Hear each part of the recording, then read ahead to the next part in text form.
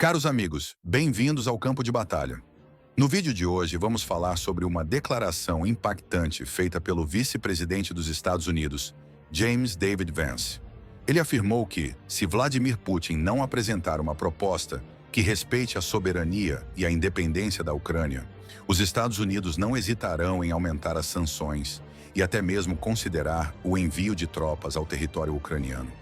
Antes de continuar, inscreva-se no canal e ative o sino das notificações para não perder nenhum dos nossos vídeos. Em uma entrevista recente ao Wall Street Journal, Vance afirmou que os Estados Unidos estão dispostos a adotar uma postura mais firme contra a Rússia. Segundo ele, Putin precisa aceitar um acordo que garanta a total independência da Ucrânia.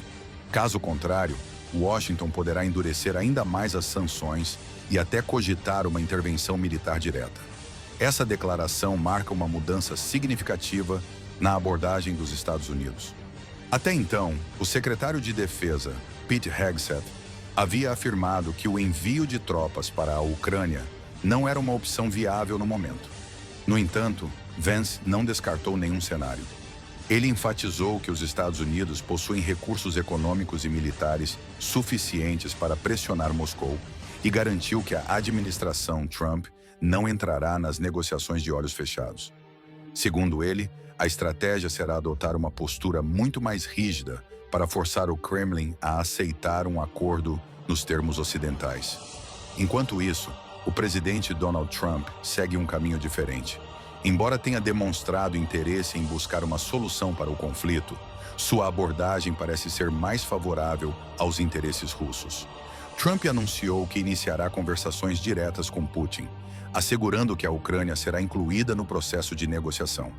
Dessa forma, ele atende a uma das principais exigências do presidente ucraniano, Volodymyr Zelensky.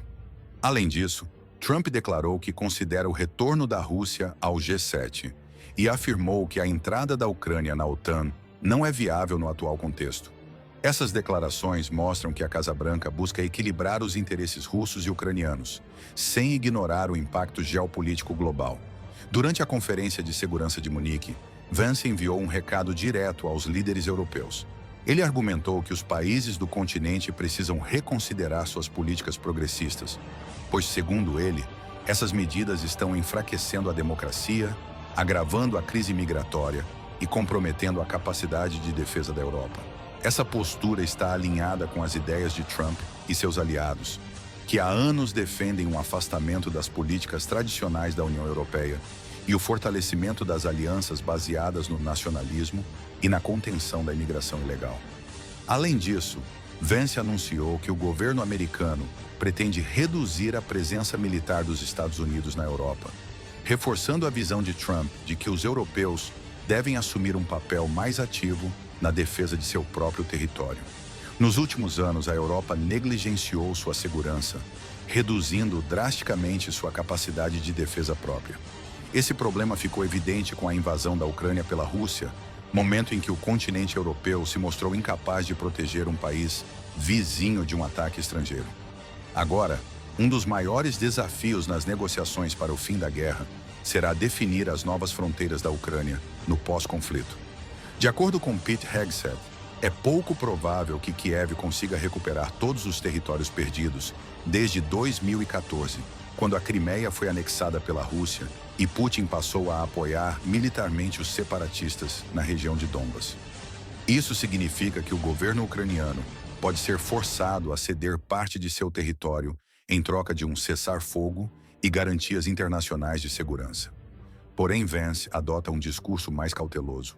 Ele afirma que ainda é cedo para definir os termos exatos do acordo, mas que os Estados Unidos manterão o compromisso de garantir que a Ucrânia permaneça soberana e independente. Para isso, Washington pode oferecer garantias de segurança a Kiev, possivelmente por meio de um tratado semelhante ao modelo de proteção dos Estados Unidos a Israel. O que chama atenção nesse cenário é a diferença de posicionamento entre Vance e outras figuras importantes do governo Trump. Enquanto Vance defende uma postura mais agressiva, sugerindo sanções severas e até mesmo uma possível ação militar contra a Rússia, Trump e Hegseth parecem mais inclinados a um acordo que inclua concessões a Moscou. Ao afirmar que a Ucrânia não deve entrar na OTAN e que a Rússia deve retornar ao G7, Trump demonstra estar aberto ao oferecer condições mais favoráveis a Putin. Já Hegseth, ao reconhecer que as fronteiras ucranianas não devem retornar ao que eram antes de 2014, sugere que os Estados Unidos poderiam aceitar uma Ucrânia com território reduzido, desde que isso garanta um cessar-fogo duradouro. Essa diferença de abordagem levanta uma questão importante. Será que a posição agressiva de Vance é apenas uma estratégia inicial de negociação? Ou ele está realmente isolado dentro do governo, defendendo um posicionamento que pode não ser levado adiante? Outro ponto crítico levantado por Vance é a posição estratégica da Rússia.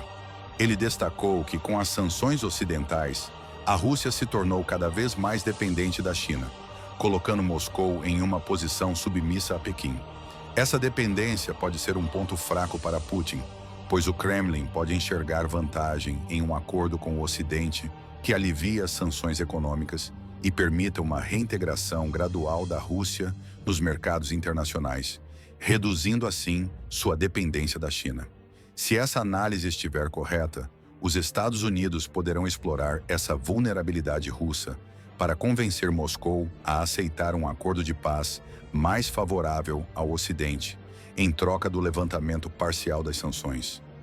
O conflito na Ucrânia segue em um momento decisivo e as recentes declarações de Vance indicam que os Estados Unidos podem estar se preparando para adotar uma abordagem mais firme contra a Rússia. Porém, ao mesmo tempo, fica claro que Trump busca um acordo que contemple tanto os interesses ucranianos quanto os russos, sem provocar um novo aumento das tensões globais. A grande dúvida é: Putin aceitará essa oferta ou continuará apostando na guerra para consolidar seu poder? E mais, até que ponto os Estados Unidos realmente considerariam uma intervenção militar direta caso as negociações fracassem? Se você quer continuar acompanhando essa e outras análises sobre conflitos e estratégia militar, inscreva-se no Campo de Batalha e ative o sino das notificações para não perder nenhuma novidade.